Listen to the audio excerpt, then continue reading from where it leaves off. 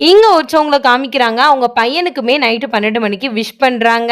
அது மட்டும் இல்லாம, அவன் சந்தோஷமா இருக்கான். இவங்களுமே அவங்க ஹஸ்பண்ட நெனச்சு ரொம்ப தேம்பி தேம்பி அழுதுட்டு இருக்காங்க. இவங்க தான் நம்ம ஹீரோயின். அவங்களுமே எல்லா ஒர்க்கையும் முடிச்சு ஆட்டோல வந்துட்டு இருக்காங்க. அப்ப ஆட்டோ வந்துட்டுக்கு அப்புறம் பைசா கூட குடுக்குறாங்க. அப்ப அங்க இருக்கிறவங்களும், இவ மனுஷியே கிடையாது. தன்னுடைய ஹஸ்பண்ட் இறந்ததுக்கு அப்புறம் கூட மாமியார் வீட்ல இருந்துட்டு இருக்கா.